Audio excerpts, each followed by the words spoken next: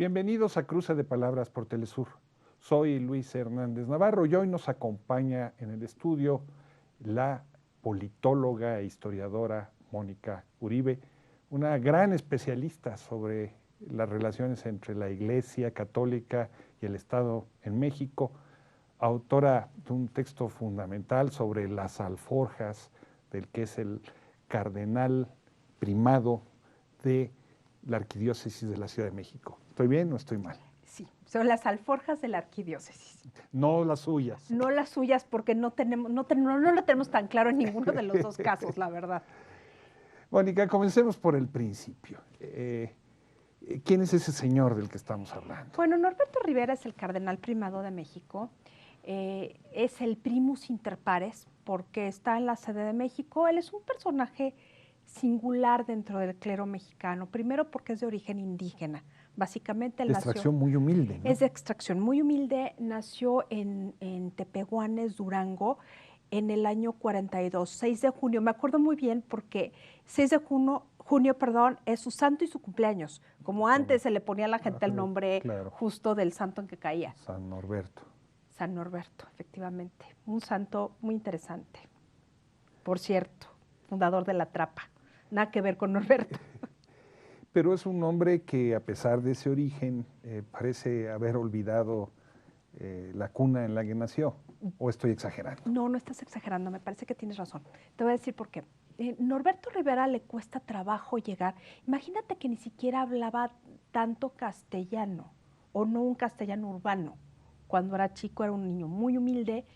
De alguna manera el párroco de Tepehuanes se lo lleva a Durango, entra al seminario menor, pero dentro del seminario menor, en esa época, sobre todo te estoy hablando de los 50, porque él entra, el seminario menor es como la secundaria. Había gente de toda extracción social en Durango, entonces había gente con mucho dinero, que ya ves que en aquella época la gente tenía a la hija monja, al hijo sacerdote, al médico, al abogado, y eran un chorro de hijos. Bueno, quedaba bien con todo. Quedaban bien con todo el mundo, con Dios y con el diablo. Pero Norberto llega al seminario y se topa con un obispo, el obispo López Aviña, José López Aviña. Muy conservador.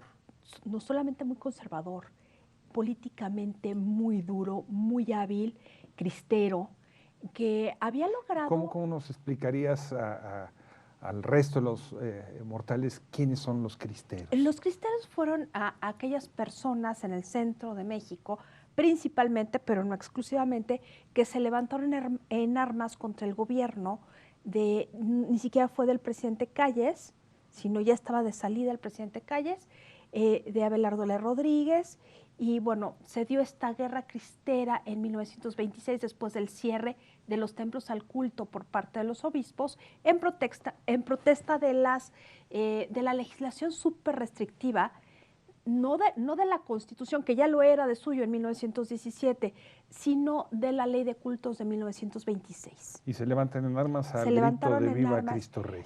Más que nada, viva la libertad religiosa. Antes que Cristo Rey, era la libertad religiosa, porque no solamente son los cristeros, es una cosa con la que nos vamos, pero mucha gente en México no católica sí protestó por la restricción legal, e incluso hubo una importante intervención de Estados Unidos para recomponer el asunto, en una época donde apenas se habían vuelto a restablecer las relaciones diplomáticas entre México y Estados Unidos. Y el protector de Norberto Rivera estaba inscrito en esa corriente. De esta matriz cultural que también tiene que ver con la tenencia de la tierra. El movimiento cristero no lo podemos entender solo en la parte religiosa, sino en la parte de la concepción patriarcal de una sociedad que está siendo de alguna manera confrontada por los valores postrevolucionarios, y además todo el tema del ejido y de la pequeña propiedad que sí de la propiedad social de la tierra en contra de la propiedad privada. De la propiedad privada, sí.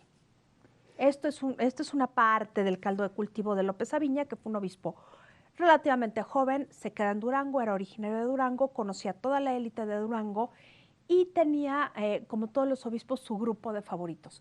Norberto logró colarse a este grupo de favoritos a cambio de esa docilidad que manifestó con López Aviña, le valió una protección real de López Aviña.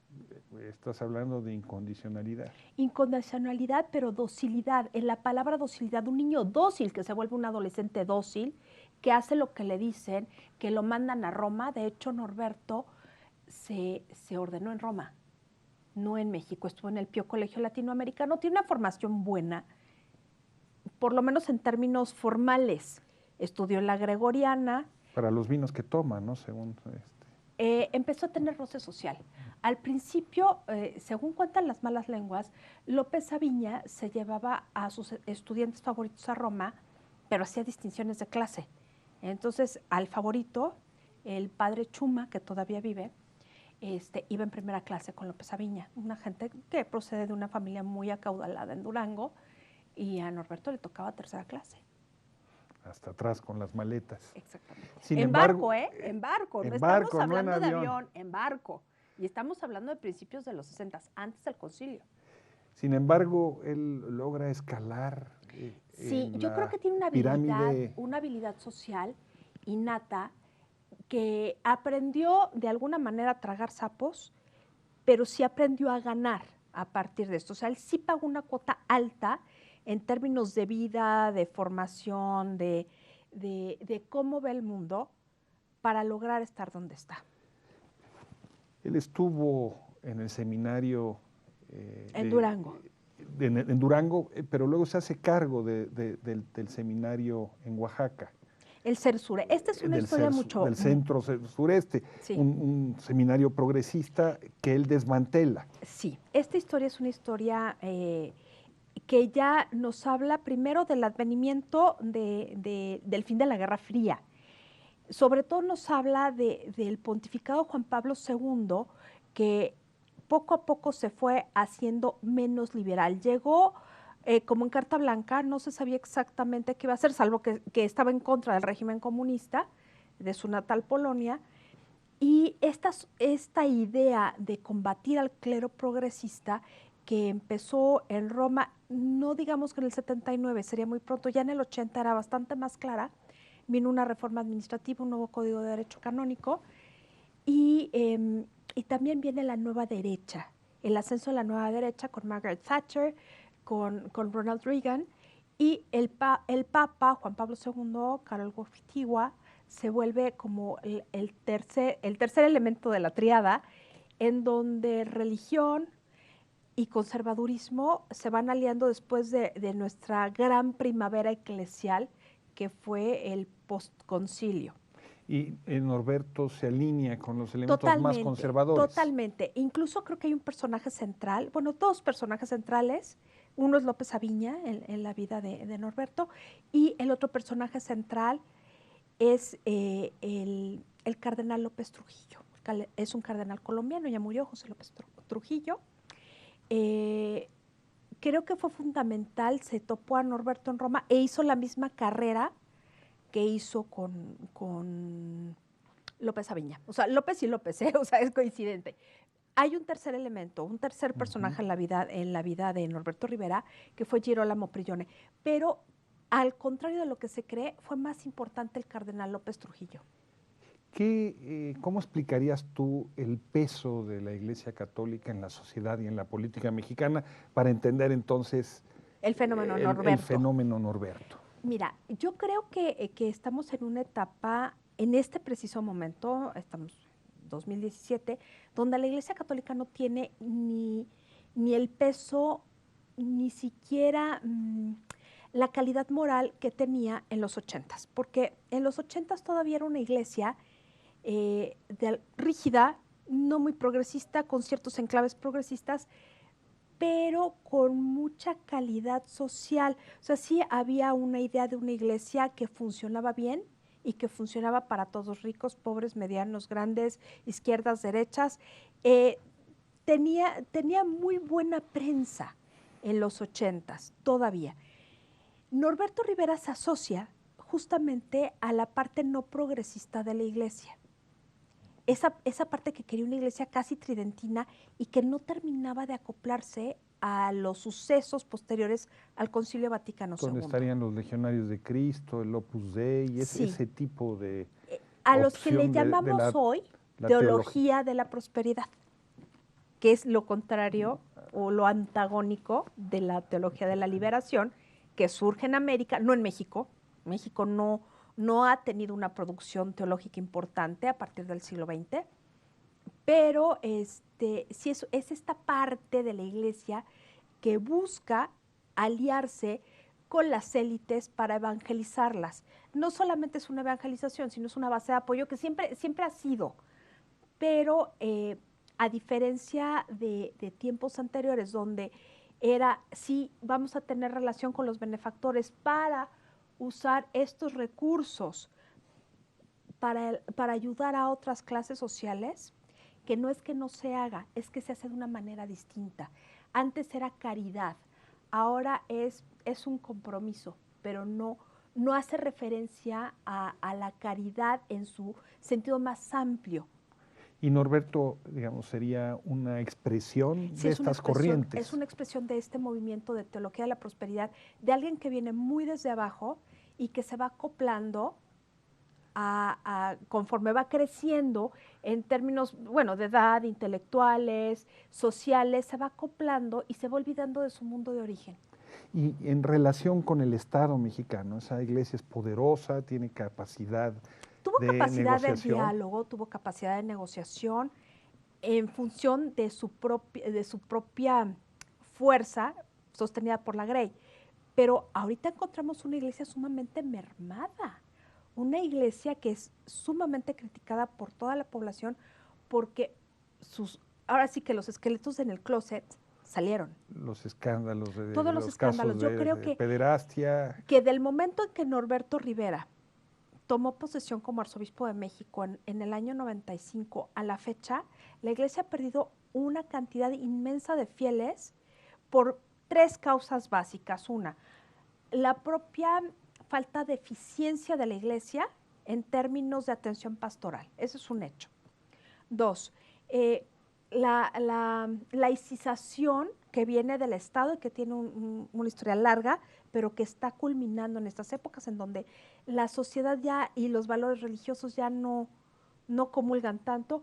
Y un tercer elemento del que se habla poco, pero existente, que es la nueva derecha norteamericana que busca de alguna manera decatolizar el subcontinente para ejercer una mejor y más eficaz dominación.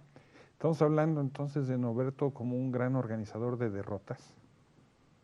Digamos que él se organizó la propia, por lo menos, porque no fue un arzobispo exitoso, no es ni siquiera muy conocido entre los fieles, se apoyó demasiado sobre los obispos vicarios de las vicarías episcopales, que son los 8 obispos que tiene por cada una de las vicarías. La diócesis de México es muy grande, entonces sí necesita auxiliares. Y se apoyó.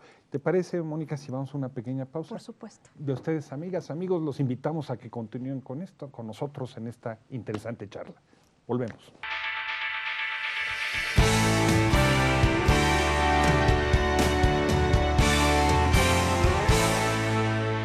Estamos ya de vuelta en este cruce de palabras con la historiadora y politóloga especialista en cuestiones religiosas, Mónica Uribe.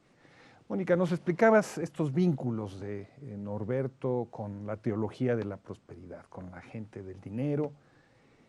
Y la pregunta, y eso tiene que ver entonces con el capítulo que tú desarrollas en el libro sobre Norberto Rivera como el pastor del poder, el asunto del dinero. Las alforjas. Estamos hablando de una arquidiócesis muy rica, con mucho dinero. No es tan rica. No es tan rica. A ver, hay un mito enorme que siempre terminó así como que, a ver, explíquenme de dónde creen que la iglesia es tan rica. La iglesia es rica en obras de arte, tiene muchos donadores, no todas las iglesias, pero la iglesia mexicana es una iglesia pobre, es una iglesia que vive subvencionada por Cáritas, por Adveniat, por Misereor, que lo que se hace en la iglesia es que de alguna manera cierta parte de los recursos se conjuntan y se distribuyen. ¿Quiénes nos mantienen a los católicos en México? Los católicos alemanes, que esos son muy ricos.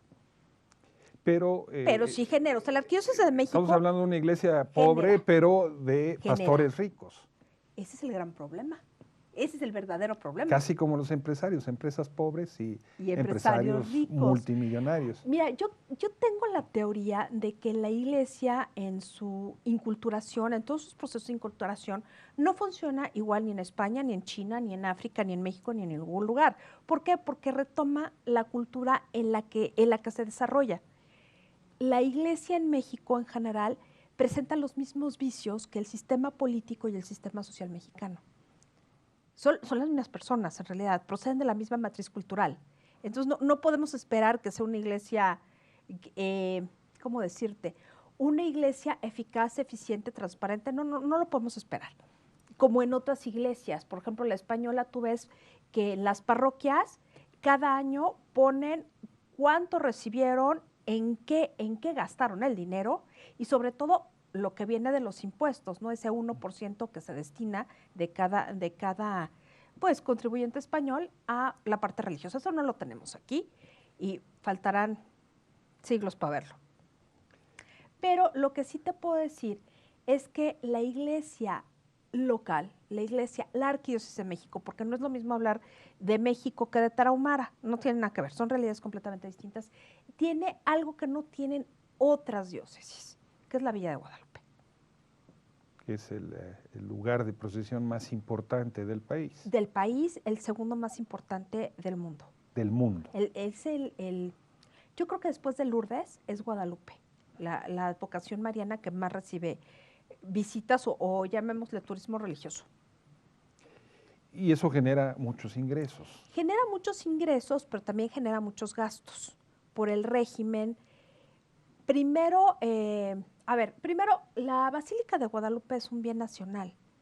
Todo el cerrito, las basílicas, el Pocito, el cerrito, todo lo que ves ahí es un bien nacional, es de la Federación. Pero alrededor de su construcción hubo un enorme negocio y alrededor de las criptas hay un gran negocio.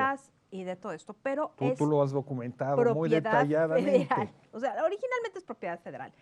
¿Qué hicieron? Cuando estuvo Monseñor Schulenburg, después de todo, antes de todo el drama, él hizo una colecta impresionante para construir la nueva basílica. Se necesitaba. De hecho, es una obra de ingeniería que yo le estaba viendo hace un par de semanas que se me ocurrió ir a la villa. No tiene un solo pilar, o sea, tú de cualquier lado ves la imagen. O sea, y en términos técnicos es una maravilla. Y para eso se necesita dinero y se necesitan donadores. Guillermo Schulenburg yo creo que fue muy hábil financiero y logró, conjuntando recursos públicos, privados, sociales y de lo que fuera, construir esta basílica que permite una serie de cosas y que es un foco de peregrinación.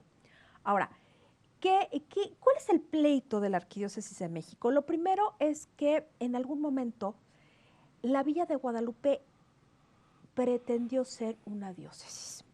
Separada. Su estatuto legal original, ya cuando se dio toda esta cuestión de que si la imagen era milagrosa, que si se va a venerar, no se va a venerar en el siglo XVIII, se le dio un estatuto muy particular, que es el de colegiata. Exactamente la única en toda América. ¿Y qué quiere decir eso? Es casi una cocatedral, porque el abad, porque una colegiata tiene un abad como si fuera un convento, más bien un monasterio, pero no tienen un régimen monacal excepto para lo que les conviene, era un abad vitalicio. Tiene un cabildo de canónigos, es decir, igual que una catedral, tiene un grupo de sacerdotes que están adscritos ahí y que tienen ciertas obligaciones, como decir misa cada tiempo, estar en el coro, tipo una orden religiosa medieval. Pero en términos jurídicos, lo interesante de haber sido una colegiata es que es autónoma, responde directamente al Papa. Y esto fue un dolor de cabeza para todos los arzobispos de México desde el siglo XVIII hasta fines del siglo XX. ¿Por qué? Porque el abad de Guadalupe, al ser el custodio directo de la tilma, el que más ganancias tenía. Más que ninguna otra parroquia en la Arquidiócesis de México puede recuperar lo que ni las de las Lomas ni las de Bosques de las Lomas recuperan lo que son zonas residenciales. Claro, ni las de Iztapalapa que también tienen mucho, pero se destinan de otra manera. Solamente la Basílica de Guadalupe se podía dar el lujo de decir, a ver, la colecta de hoy se destina al seminario de tal diócesis, o se destina a la pontificia, o a X obra pía. Era la única que podía hacerlo. Y eso cambió. Y resulta que con todo bueno, no fue el pleito en principio. Norberto Rivera llegó con la idea de que el nuncio y el abad querían hacer una diócesis aparte de la basílica. Había otra propuesta de Corripio en donde era de la basílica a Tlalpan, el eje de insurgentes iba a ser una diócesis y se iban a hacer una diócesis en Xochimilco, otra en Coyoacán, otra en Iztapalapa, basados en los pueblos originarios. O sea, se iba a fraccionar. Se iba a fraccionar para que fueran diócesis independientes. Y Norberto Rivera, con el apoyo previo de Corripio, logró evitar esta división.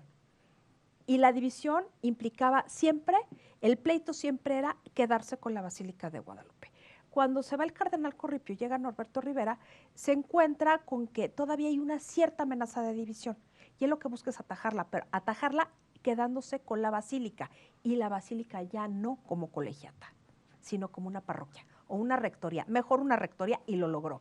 Pero para lograrlo tuvo que encontrar la declaración exacta de Monseñor Schulenburg en Ictus, en el número de diciembre del 95, donde dijo, es una leyenda pía. Muy reconocida. A él reconoció lo que muchos historiadores sabemos y muchos historiadores apoyamos, que la leyenda guadalupana es eso, que lo importante es la cuestión de esta visión social del guadalupanismo. Esto es lo importante, ya si estuvo o no estuvo Juan Diego, ya es irrelevante, pero el milagro social. Pero todo esto le permitió a Norberto fraguar toda y acumular una fortuna. Primero, antes de acumular una fortuna, no la acumula él. Lo interesante del asunto es que convierte la basílica en rectoría y le entrega la administración a un rector. Primero fue Moreno Tellado, que no hace mayor cosa, y luego se la da a Diego Monroy.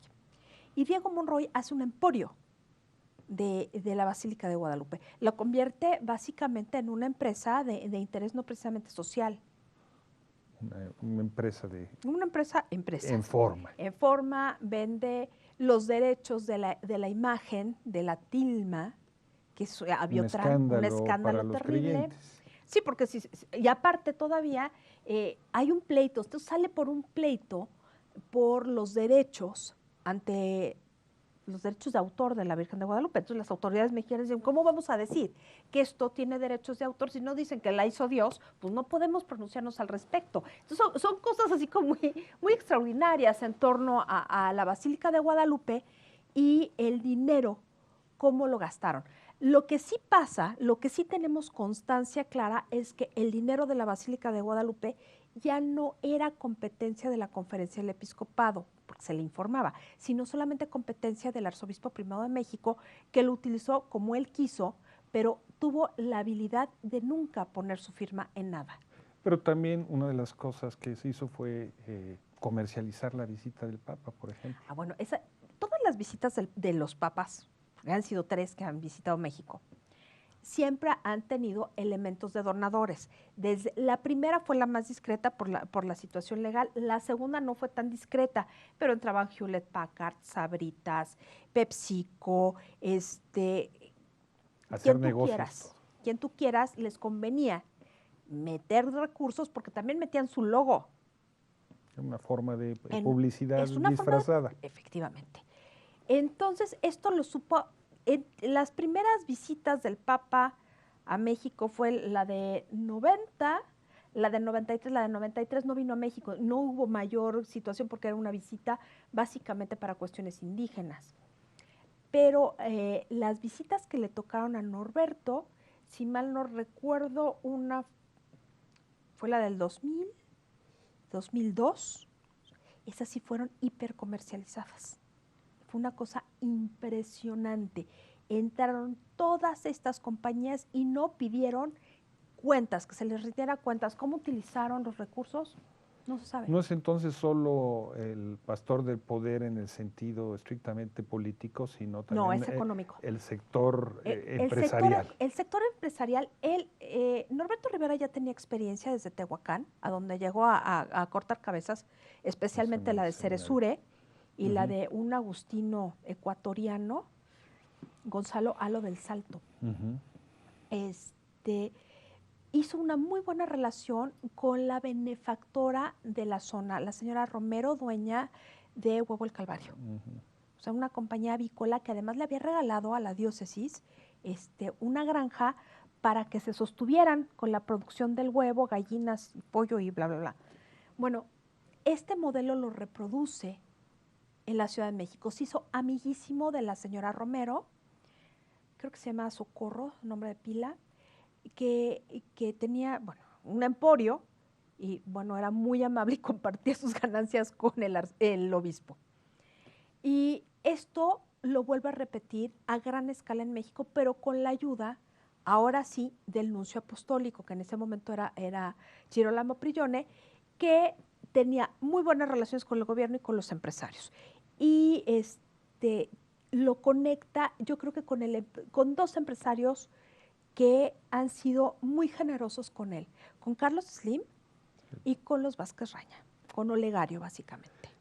Mónica, estamos ya muy cerca del final de este programa, pero la llegada del nuevo Papa diera la impresión de que está en otra dirección distinta de la que representa Norberto. ¿Qué le ha representado para él este cambio? Incomodidad. ¿Y regaños? Regaños. Cuando vino el Papa en febrero del 2016, parte del fuerte regaño de la catedral iba dirigido directamente a la persona que ni siquiera tuvo la decencia de organizar la visita dentro de su arquidiócesis. Dejó todo al garete. Si más o menos salió bien la visita fue por el nuncio y por el apoyo de la SEM. Pero Norberto Rivera ha sido ostracizado por el Papa porque no convergen, se conocieron en la CELAM, son obispos de la región, pero Norberto Rivera siempre ha tenido mala relación con las órdenes religiosas, particularmente con los jesuitas, porque siempre lo han cuestionado. Al contrario, con los legionarios muy buena. Y bueno, era natural que entraran en contradicción. Mónica, muchísimas gracias por a ti, Luis, por invitarme. Este tan erudito retrato que nos haces del personaje y del contexto de la Iglesia Católica en México. Y muchas gracias a ustedes, amigas y amigos, por su amable presencia el día de hoy. Y ya saben, los esperamos la próxima semana aquí por Telesur.